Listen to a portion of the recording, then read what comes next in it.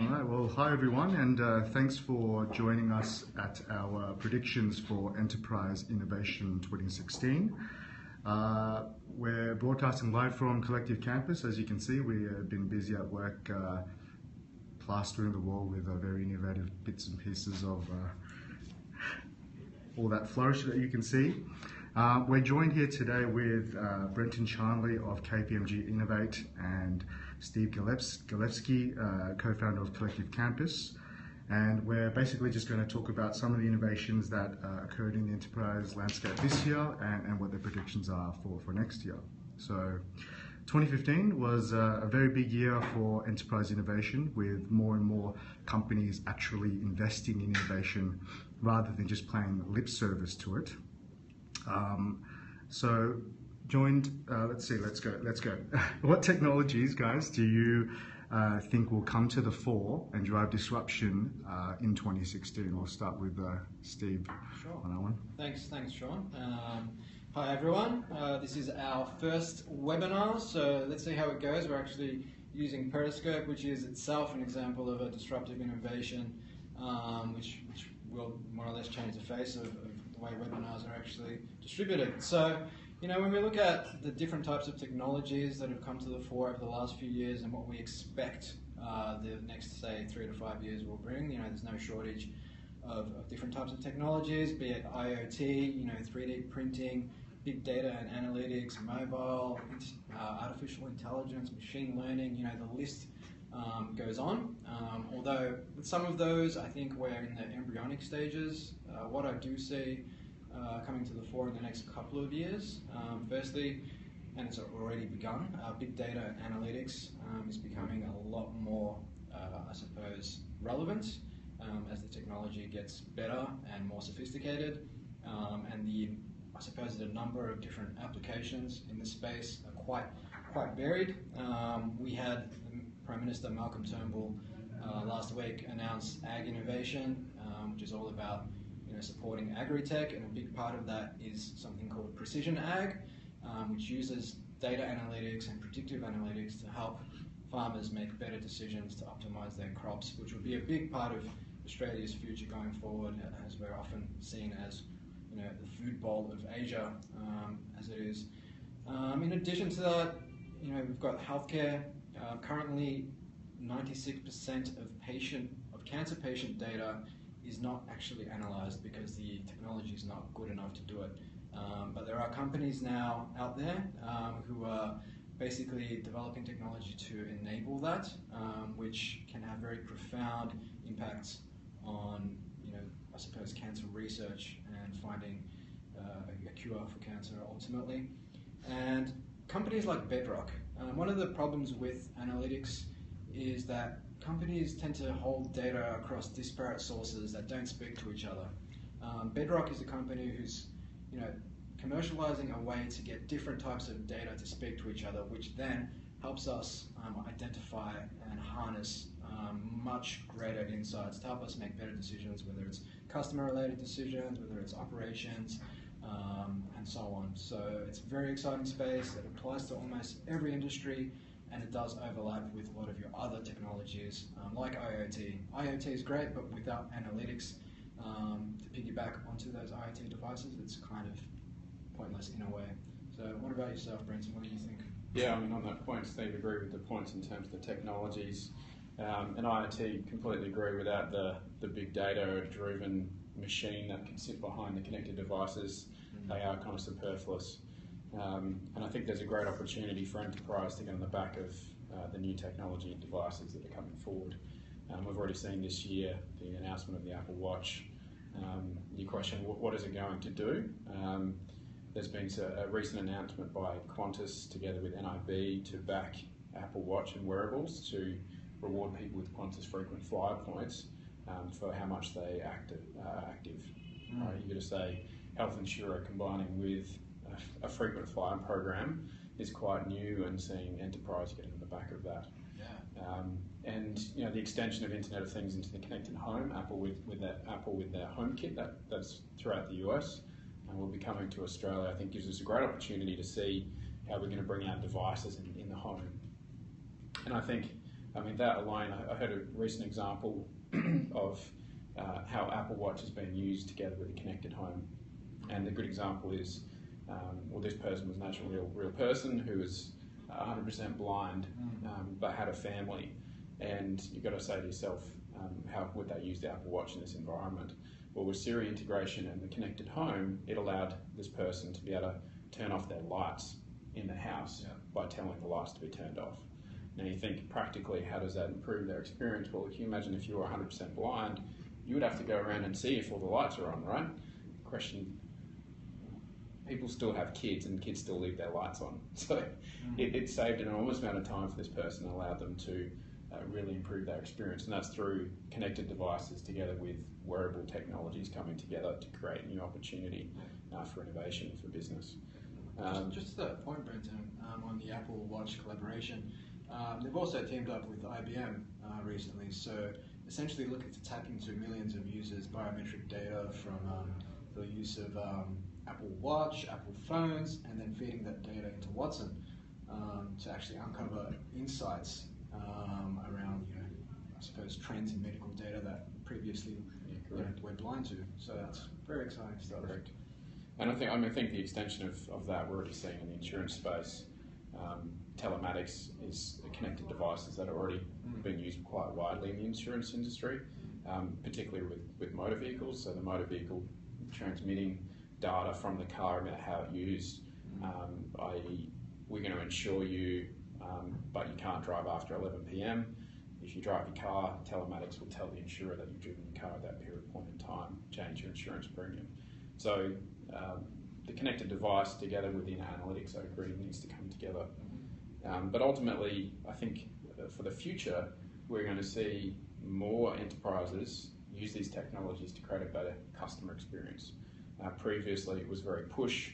We're going to sell you something, and once we sold it to you, we don't have anything to do with you after that. But you can imagine if you sold a fridge to someone, the connected fridge back to the company could tell when something was going to break, what temperature was if it turned off. You could have warnings and sensors, and therefore you'd be creating an ongoing experience with the consumer, not just a one sale opportunity. So I think there's massive space for that going forward. Definitely. Yeah, we often joke about the Internet of Things connected fridge, and it's sending a notification to your local grocery store when you're running out of milk. So just turn up and you pick up your bag of groceries. But anyways, I'm not sure if that's solving a really big pain point, but nonetheless, it is one of the many sort of applications of connected devices. So, and one other point, I mean, we talked about prior to was the collaborative economy, and as a technology, it's not new, and as a technology, it's merely using existing technology with new platforms. And we're seeing, particularly over the last few years, platforms being ultimately those people who have ultimate control over consumers. So we talked about peer-to-peer lending now coming on, the Lending Club in the US. Listings seeing a huge increase. So as a technology, platforms and the collaboration of people, not just one-sided, so two-sided marketplaces. Yeah, and I think we can learn a lot from marketplaces. I think a lot of large organizations tend to mistake innovation with the adoption of new technologies, but unless those new technologies actually support some sort of business model innovation, it tends to be, basically it tends to be a waste of money in many cases. So if we look at the likes of Airbnb, of those collaborative platforms, essentially it didn't cost a lot of money to set those things up, but they provided a much better service. And I believe, to your point there about peer-to-peer platforms and insurance, for example, Sequoia Capital recently invested $30 million into a peer-to-peer insurance company. And that company is very much in the embryonic stages, which is quite interesting to note that a company like Sequoia has pumped money into them at such an early stage.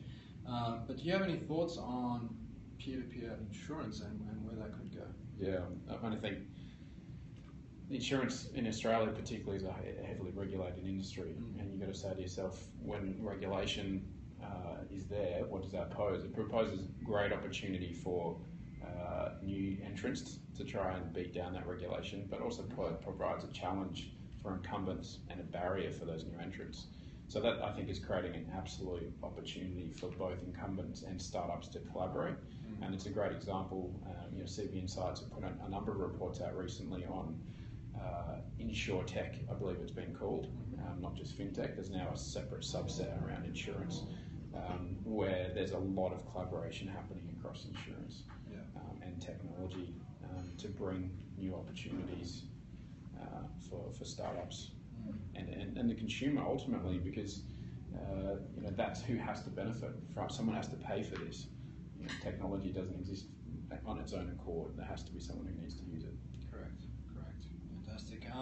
And I think we've touched on a couple of technologies there, but I just wanted to also touch on 3D printing, which is, currently it's a small industry, just over $1 billion, but it's tipped to be worth more than $70 billion by the mid-2020s. And this is a technology that's, I suppose, got the potential to disrupt lots of different industries. Currently it's being used predominantly for prototyping purposes, but we're seeing that the speed of that technology, of 3D printers, of additive manufacturing, if you will, over the next 5 years, it's expected it will increase by 400%. And the cost is going to decrease significantly, which means it will become quite affordable and have economic use for both large organizations and consumers.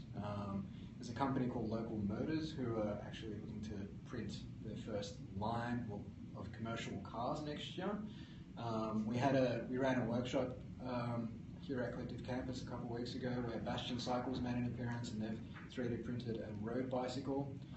But outside of that, we're seeing applications from companies like Organovo and Bitbots, who are printing human tissue and bone, which I'm personally very excited about. I think they're going to have incredible applications. Not just about, this is more than just funky gadgets that are fun to use. This is actually about having a profound impact on people's lives. And I think as that technology gets better, like any disruptive technology, initially it's not good enough, initially the market's not big enough, and most large companies tend to ignore these technologies at their peril. So I think it's important that companies don't ignore them. And an example of that is Keech Foundry down in Bendigo.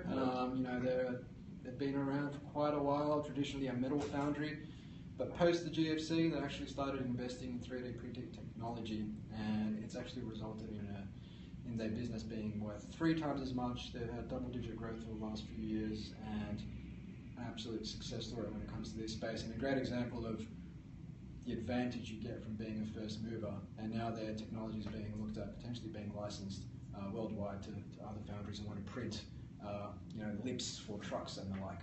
So quite interesting.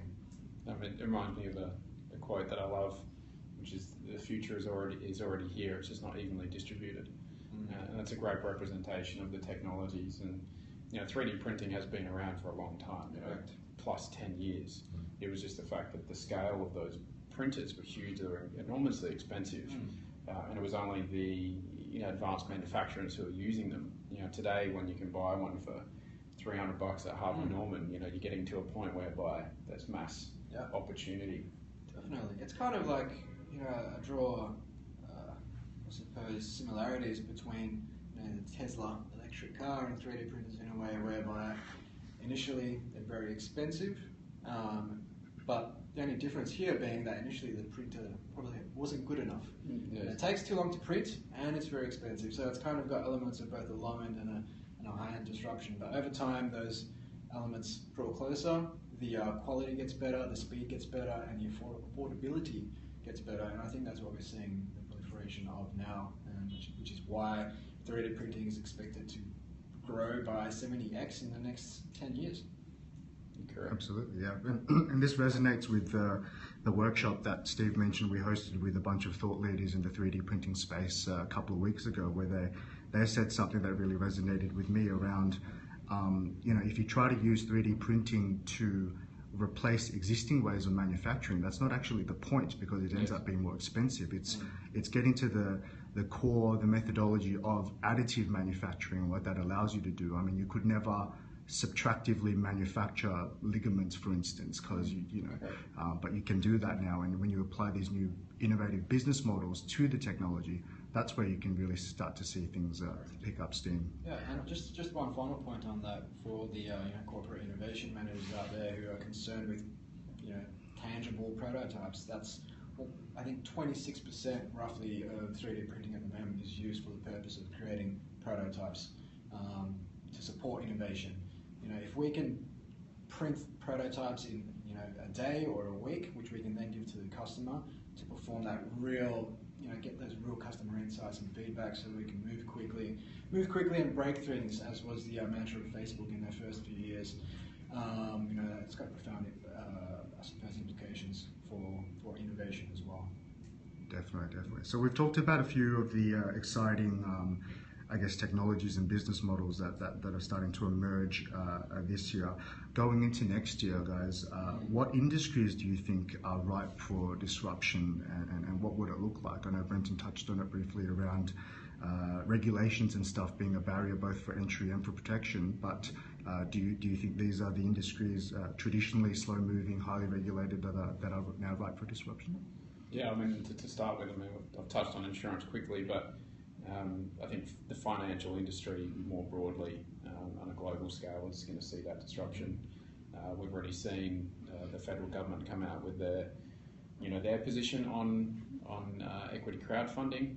New Zealand has a great case study on how it can work, but equally, controversially, I think the announcement around bankruptcy is a positive, because it does give opportunity for people to come back into the industry quicker. But at the other side, you're looking at well-established, highly regulated financial services industry in Australia that makes their money from lending money. You loosen those bankruptcy laws, a lot of creditors. The question, and it is a question, what does that mean for them? Right? What does it mean for that industry in itself? So there's these competitive tensions whereby to be more innovative, we need to change, we need to do some different things. But the reason why our financial services industry didn't fall over through the GFC period is because it was highly regulated and well and strong. Yeah. So I think that in itself will be interesting to see play out what's going to happen. Yeah, no, that's a very interesting point. On one hand, you want to support risk-taking and failing fast, which is essentially underpins innovation and the ability to find new markets. However, at the same time, what you just hit the nail on the head there, does that come at the consequence of this very prudent financial management system that we have, and which was more or less our saving grace during the GFC. Correct. So is there a safe to fail environment for an investor? Venture capitalists, their business models are, we know 60 to 70% of our businesses will probably fall over, and 10% will do well, and the rest will break even. But if you're an angel investor and you've put in a couple $100,000 into a business and it goes over, what does that mean? Are you happy with that failure? Correct. And I think to that end, I guess that's why we need to be encouraging entrepreneurs in Australia to take lots of small bets in order to find product market fit. Traditionally, I think there's been a tendency to seek, bank loans and the like, 100,000, 200,000, mortgage our homes, pump it all into this idea that we've got, and ultimately it goes nowhere because we haven't done enough work up front to validate these key assumptions underlying our idea, our business model, our value proposition, and we end up getting bankrupt, and that's all she wrote. Whereas if we train people to take lots of small bets, really hone in on that value proposition, and I mentioned prototyping earlier, whether it's 3D prototypes, whether it's web-based prototypes, whatever it is, you can build stuff very quickly these days, and I think entrepreneurs can do a lot more with a lot less by using these philosophies such as human-centered design and lean startup. Yeah, correct. So I think it's not about changes in the regulation around crowdfunding and finance is one thing, but it needs to be coupled with either education or formal programs to help people to go through this process of rapid prototyping iteration, so we don't just put a heap of money into something that isn't working. Correct. There needs to be some change. And with that, I think there's a great opportunity next year for the legal and accounting industry to be changed. I can talk to KPMG's perspective. The KPMG Marketplace was launched this year, a new way for KPMG to offer services to clients, and I think that's a great start for what's happening in the industry for traditionally accounting and consulting services to be accessed online. And I think there'll be plenty more opportunity in there, and I think the biggest disruptive force that's going to be coming towards the law and accounting industries is of course the blockchain technology and data analytics together are going to drive some serious change around. It will be a data process which completes your financial statements or completes your tax returns.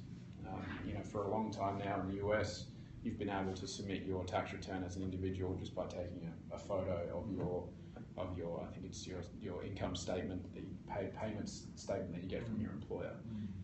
That's technology's coming together to make things easy.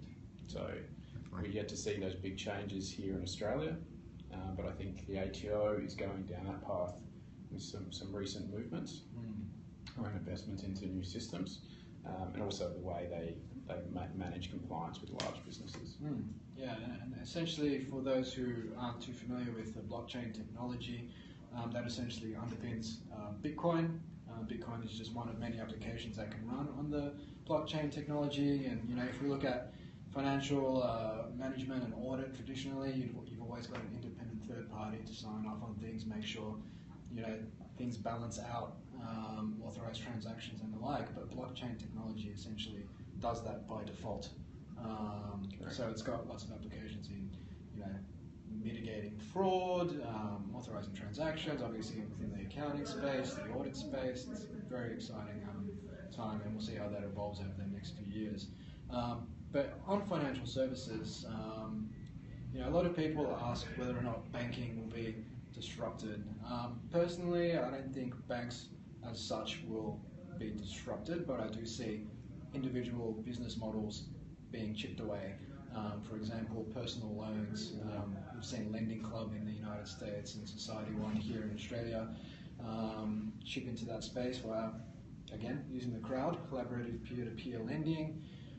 Companies like OzForex and Pepperstone have done well at chipping away in the foreign exchange sort of education and processing sort of space. Robinhood, free online brokerage. So yeah, we're seeing a lot of chipping away at different business models, and I think banks are realizing that rather than do this stuff themselves, they're partnering with external startups. Westpac invested into Society One. Both Westpac and NAB, I think, have set up $50 million funds, venture funds, to invest directly in startups. Provide their expertise in banking, their networks, their resources, but combine that with the speed and the talent that a startup brings. Together they can achieve, I think, great things. Challenge then becomes regulation again. Often banks, if they do just stumble upon or commercialize some sort of disruptive technology, they want to integrate it back onto their legacy infrastructure, which means 10x, 20x, 30x increase in price. The operation slows down significantly.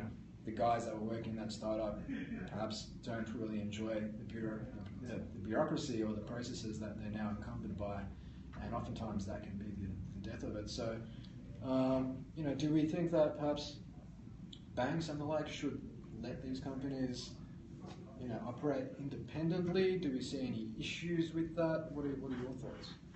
I think it ultimately comes down to where they are in their investment cycle. As an investor, you always would want to be part of something when something's proven, and not take too much risk. But you don't want to be getting in at the late stage valuation where you're getting the smaller returns. So I think it actually comes down to the businesses that are being backed by the likes of Sequoia and Excel, and even the venture capital funds from the corporates themselves need to make a decision of what returns do we want from an investment. So when do we bring it in-house? Do we take a smaller interest today, later investment in the future, or do we take a controlling interest today at the risk of perhaps crushing a business that could have gone bigger? So, I think it has to be a difference in the models between corporate venture capital, or is it business model change that we're going through? If it's business model change, well then maybe buying the business and running it in external outside of the organisation, you own it, it might be a good idea. But if it is corporate venture capital and we just want financial returns from something with an exposure, well, small equity interest, invest outside and see how it goes, and place many small bets. And where do you see the spread at the moment is for the corporate sort of venturing strategy? Is it mainly for them to sort of dip their toes and see what sort of returns they can get and play with startups, or is it mainly are they interested enough in business model change potentially?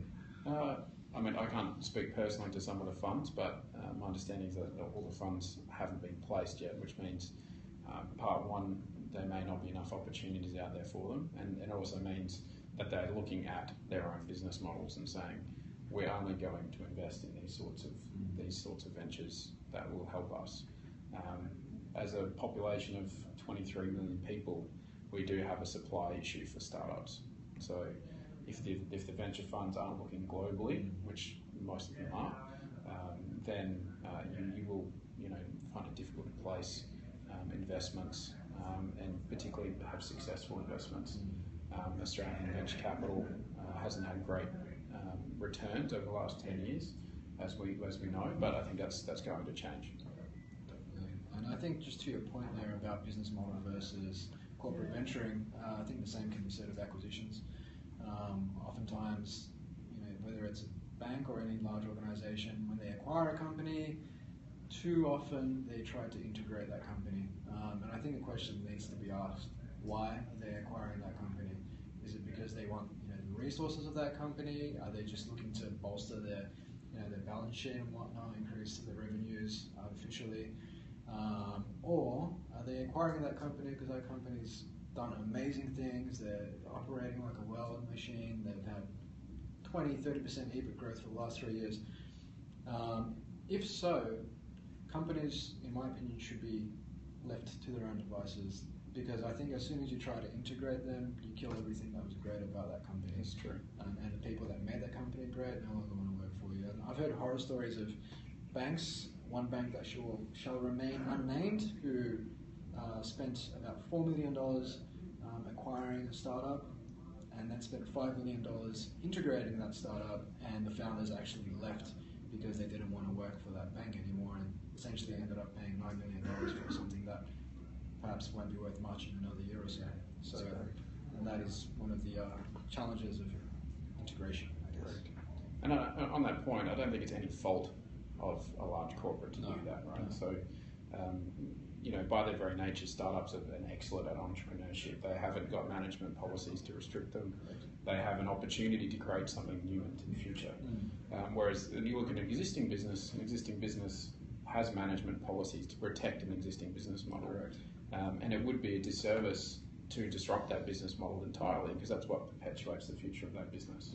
So there has to be that perfect medium where you can bring a new venture in and nurture them without crushing them with management. And that venture or innovation outpost concept, holding them outside of the business for a period of time and bringing them in, but they can't be alienated. So there is definitely that sweet spot. How to do that? Correct. Yes, and I think that's a great distinction to also make between an existing business, which exists purely to execute upon a business model, and a startup, which exists purely to find a product market fit or a business model that works. And so once they find that, that's when they start embedding these processes just to keep them ticking over. Correct. And once they find that, you find that a lot of the entrepreneurs who made that company great kind of get bored and want to move on to something else.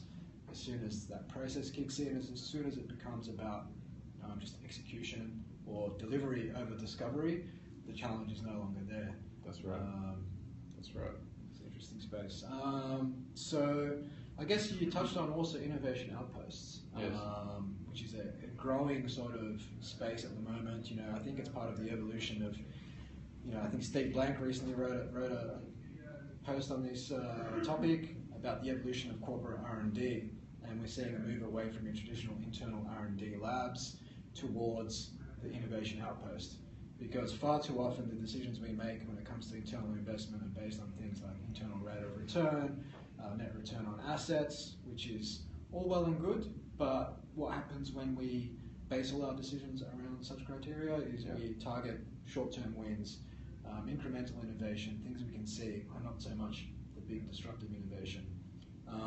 And unless our organizations values, our resources, our processes, the way we do things, support disruptive innovation, it's best to take these projects, small percentage of R&D, and plug it out into an innovation outpost, whether that's your Silicon Valleys, whether that's a co-working space or an innovation hub, and just incubate these teams in an environment where they're free to move quickly, free to break things, free to fail, but most importantly, free to actually learn and take those learnings forward.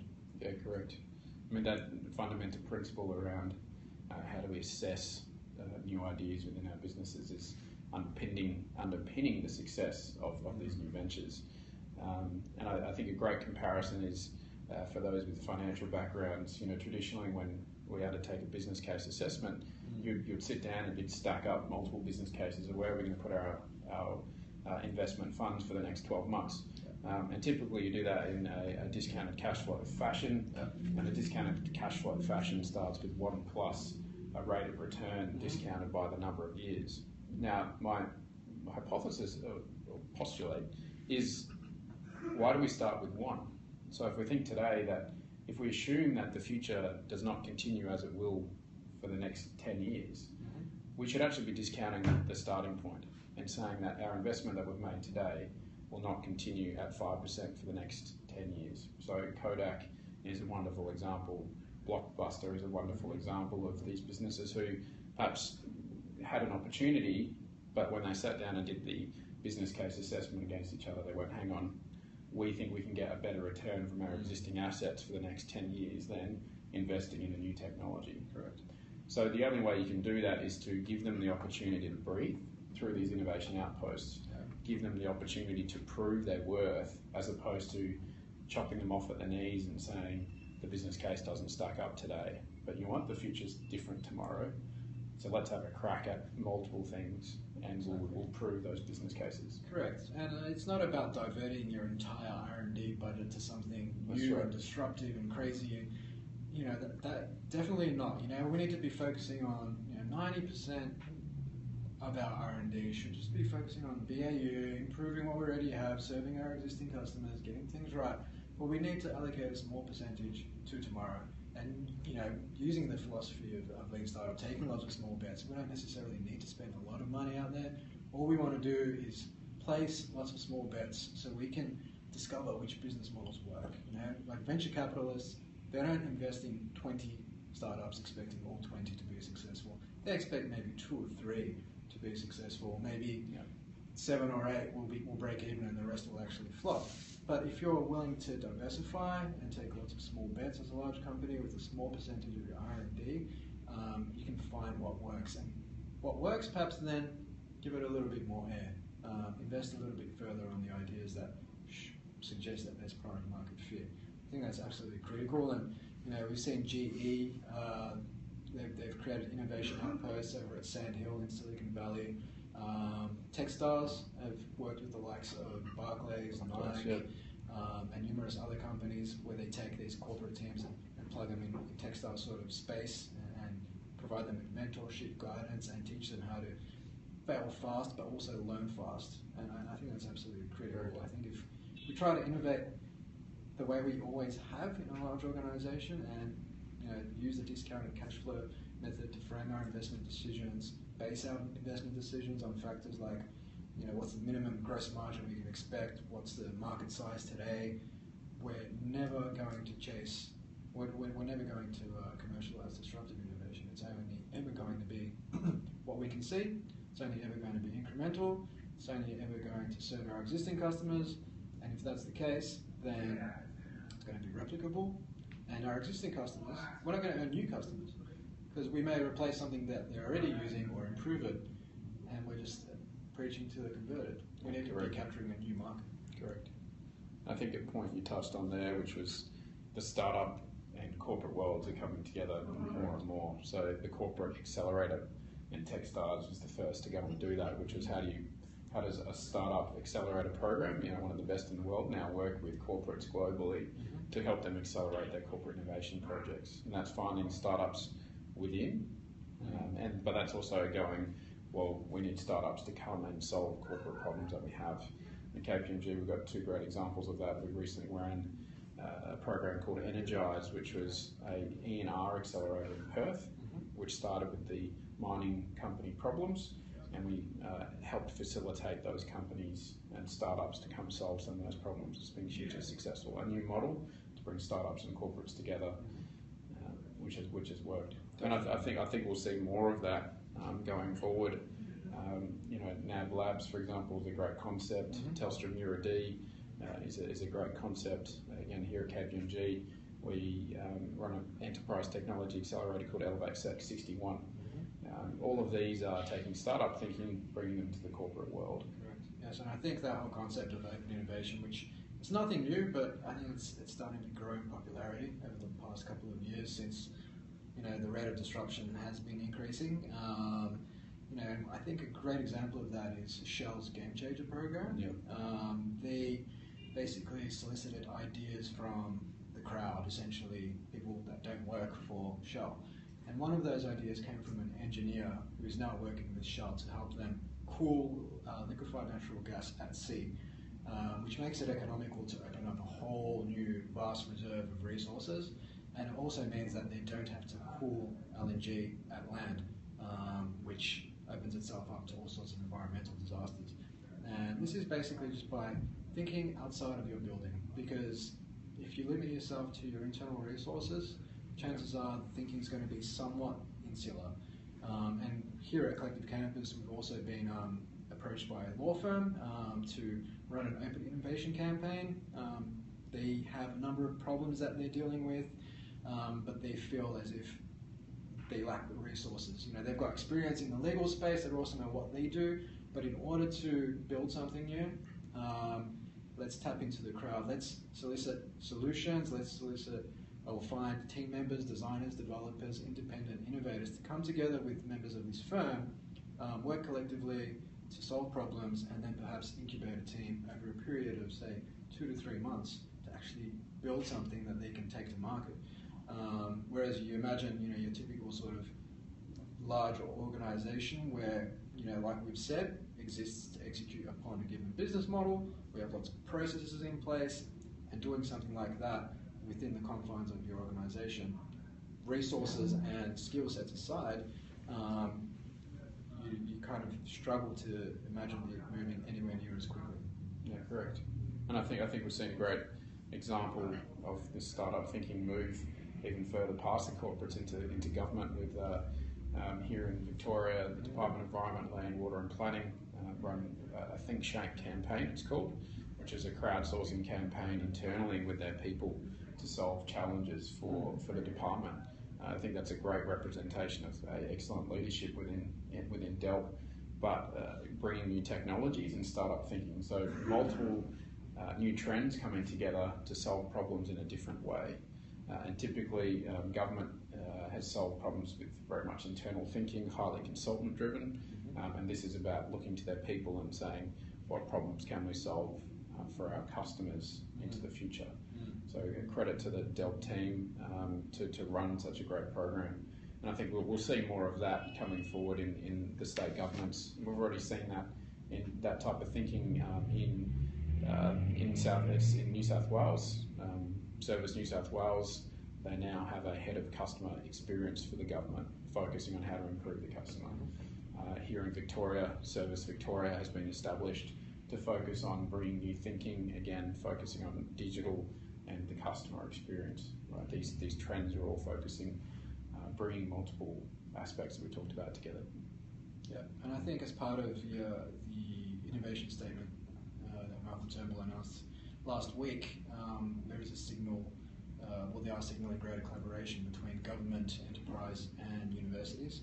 And I think that's absolutely critical, and we here at Collective Campus hosted Disrupt the Public Sector, which was an event as part of the federal government's Innovation Month back in July. And one of the big talking points there was the current procurement processes, which oftentimes don't lend themselves to engaging startups or disruptive technologies, and only ever dealing with large incumbent vendors who obviously have very high growth targets and revenue targets to maintain, and those costs are often passed on to the client, in which case it's government, and government's costs then skyrocket. So to see the Department of Environment, Land, Water and Parks step back and say, no, we want to learn how to take lots of small bets, we want to engage not only our people but potentially the crowd and have people come in from outside the building and help us solve these problems, because perhaps our people are great at what they do, but they are great at this much. We need people that have this skill set and that skill set. I think that's very, very encouraging. Correct. Definitely. So we've touched upon some of the ways incumbent firms are responding to the threat of startups, such as with the innovation outposts and accelerators. One big element that keeps coming up is obviously the mindset of corporate employees and senior management around how to deal with innovation. Going into the future, how do you see corporates sort of try and change their mindset around innovation? And what are some ways that they can effectively implement those strategies? Sure. What we're seeing is an increase in the instance of, firstly, hackathons being carried out. I use that word carefully because often it relates to people just getting together in a room, coders predominantly, and just cranking something out. But I think it's important that large organizations who decide to run a hackathon or an innovation bootcamp, or call it what you will, actually think about, one, what's the objective? What kind, are they there purely to start, planting the seeds to drive that cultural change, that mindset change? Are they actually looking for some sort of disruptive innovation? Are they looking to solve problems that they can already see? And I think they need to understand all of that, and these hackathons need to be geared towards some sort of market validation, finding product market fit. Far too often you see hackathons where people build stuff that doesn't really solve any problems. It's not going to make anyone any money. And if all we want is to build teams and build a bit of cohesion, get people having fun, get them familiar with the concepts of prototyping, failing fast, then that's great. But if we actually want to take case studies out of these programs and use these case studies to, get buy-in from senior management, get buy-in from middle managers, and then engage our workforce, I think we need to have a bit more structure around those programs. Yeah, definitely. I think that the general consensus is innovation is now cool again, or it's highly topical. Yeah. So we're seeing, in the last 5 to 7 years, chiefs of innovation, heads of innovation come to the forefront to tackle the organisational-wide challenges and market challenges for innovation. So how to have someone solely dedicated on how we do problem solving better here at your organisation. In terms of how I see more trends coming in the next year, agile project management as a tool I see will increase rapidly. You can see behind us the sticky notes. You'd love to have investments in 3M, which is quite funny because the amount of post-it notes that are going to be used going forward is going to skyrocket, I think. So agile as a tool to help collaboration and solve problems is ultimately what it comes down to, and I think that's underpinned by another process that we use regularly, which is design thinking, understanding the customer and understanding how to use customer journeys and journey maps to better understand your customer. So as Steve Blank would say, you get out of the building, go and speak to your customer. Do not make assumptions. Go out there and validate those assumptions. Definitely, and I think getting out of the building is absolutely critical. And I've had many a corporate manager ask me, well, what if we're a regulated company? How can we get out of the building? We can't put products to market unless the regulator signs up on things. We can't be just putting out crappy prototypes. It's going to reflect poorly on us. But we've seen companies, whether they're in the health insurance space or the financial services space in general, basically do away with the brand and go out into public areas such as our Burke Street Mall here in Melbourne, and actually just have an iPad preloaded with product features and try and sell it to your target demographic. At the very least, you're going to get a lot of feedback in terms of what they like, what they don't like, what the deal breakers are, whether it's price, whether it's the product features. And to do that, you don't necessarily need to go through the regulator because you're not actually selling anything, and it's just a great way to get feedback and start adopting that sort of fail-fast methodology. And I think another thing that's important to touch on just going back to the concept of hackathons, I guess, we run these hackathons and then we develop prototypes and we pitch them to corporate executives who, to our earlier discussion, are going to frame these decisions around what they're comfortable with.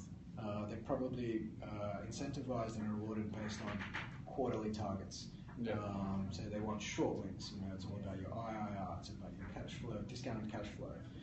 So it's critical that when we're looking at ideas that come into these programs, that we do away with the traditional return on investment metrics and start looking at them from the perspective of innovation metrics. What value is this creating? How can we, what sort of early customer engagement metrics have we got? What sort of validation of these key assumptions have we seen? As opposed to, all right, we're going to get 10% ROI in 6 months, which for a disruptive innovation, chances are it's not going to happen. Chances are the market initially is going to be very small.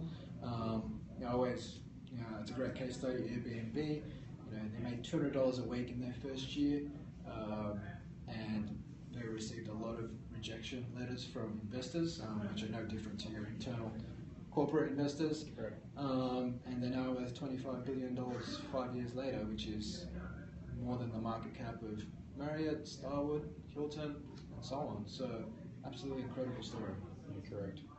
I think with innovation now at the forefront, you've got leaders in innovation within business. You've got managers of innovation in business as well, trying to really perpetuate innovations coming out of the R&D department and into permeating across the organisation, and that's going to drive certain behaviours and changes, but it will also create certain challenges. As we're expecting our people to be more innovative, they're going to require the tools. They're going to require the opportunity and the time to do innovative things. What is innovation? Solving problems differently. It's coming up with new solutions.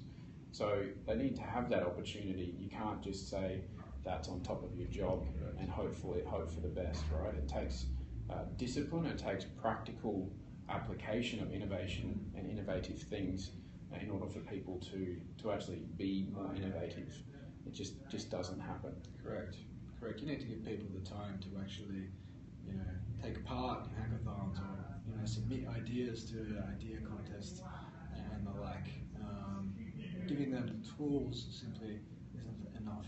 Correct. And another big thing that often is a stumbling block is performance reviews. The way people's performance is assessed often doesn't have anything to do with demonstrating innovative traits.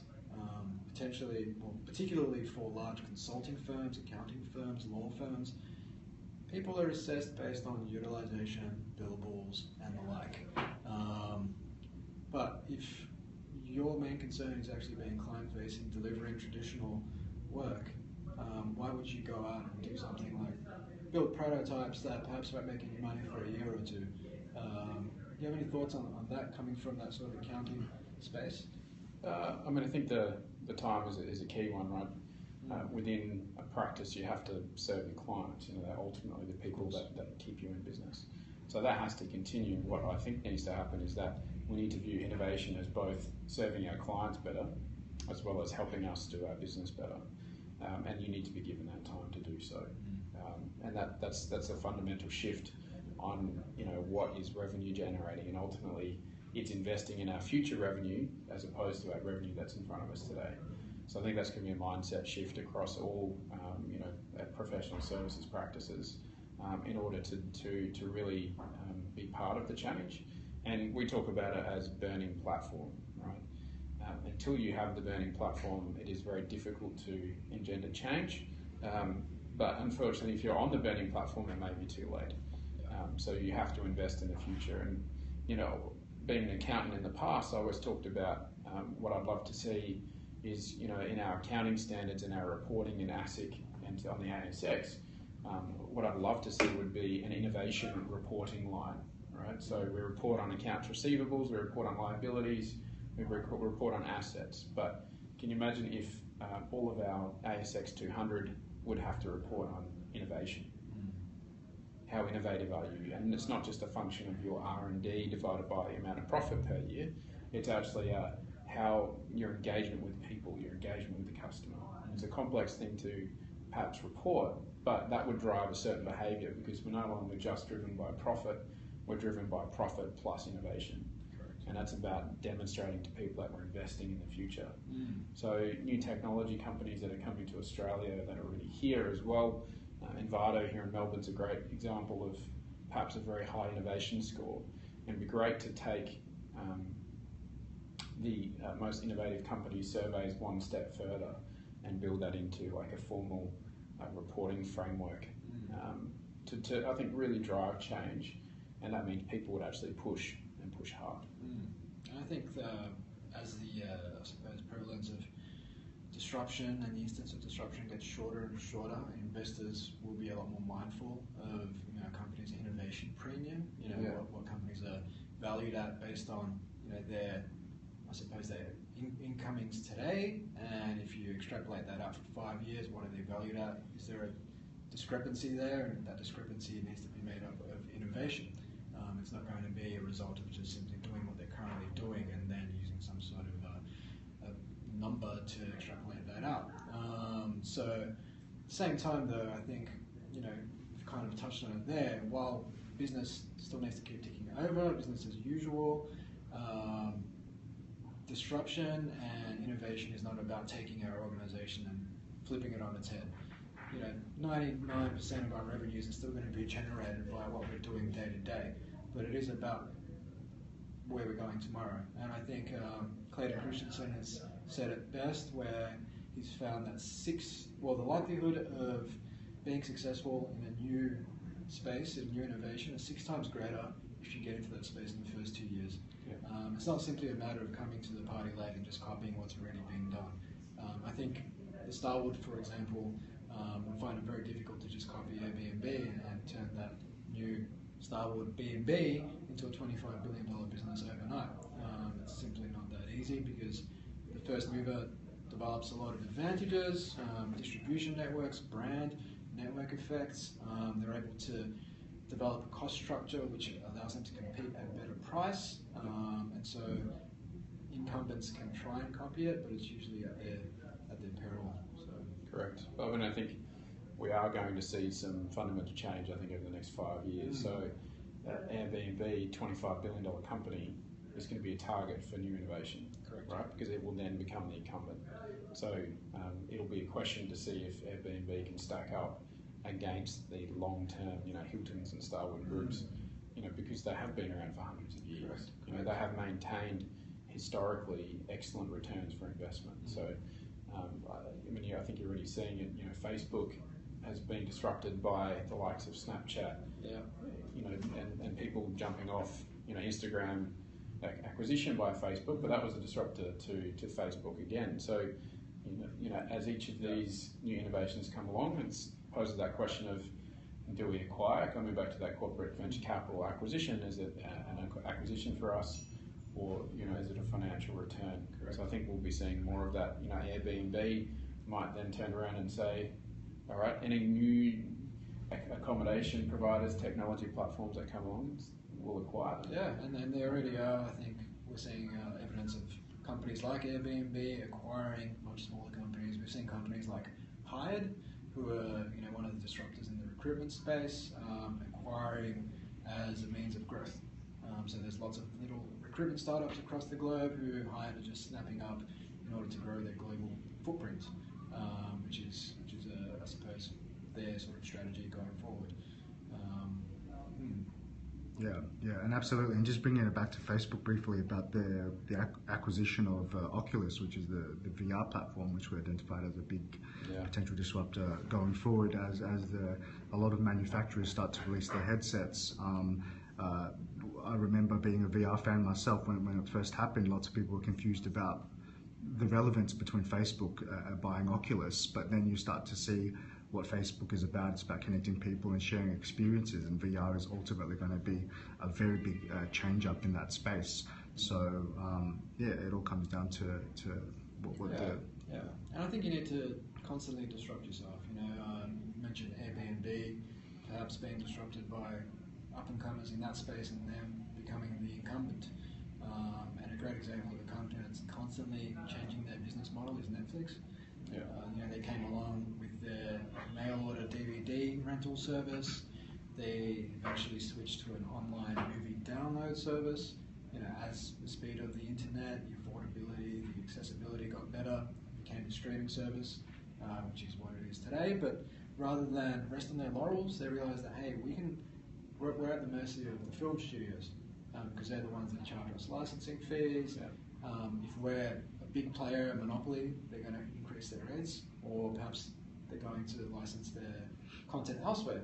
So now they've started creating their own TV shows like House of Cards, and now their own feature films. So it's constantly staying one step ahead of the curve, and it'll be interesting to see how that plays out over the next few years, whether they can maintain that rate of self-disruption, if you will. Yeah, correct. I mean, I think there's one thing I'd love to see change in this space is to stop calling Airbnb a startup or Netflix a startup, right? Facebook's not a startup anymore. Coming back to Steve Blank's definition, it's a startup is a temporary organisation in pursuit of a repeatable and scalable business model. And that typically doesn't take too long, but I think your example with Netflix is a good one. Once you've found a business model, you scale it, but it's about a continuous pursuit of extension of what that business model can become. How do we change it? How do we improve? So once you've found it, protect it, build on it, continuously improve it, and then continue to look for those disruptive innovations to continuously build out your business. And I think that's exactly why Facebook have dropped the mantra of move fast and break things, because their core business is no longer a startup. It's about ticking over, but they're still focused on innovation, and that's when their acquisitions come into space. That's when they're trying out different functionality and features and whatnot, acquiring WhatsApp, acquiring Instagram. So, trying to stay ahead of the curve, if you will.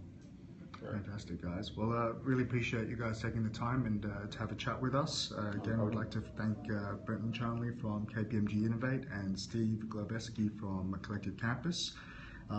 If any of the viewers here are interested in learning more about enterprise innovation and innovation in general, you can visit our website at www.collectivecamp.us. Have a good one, everyone. Thank you. See everybody.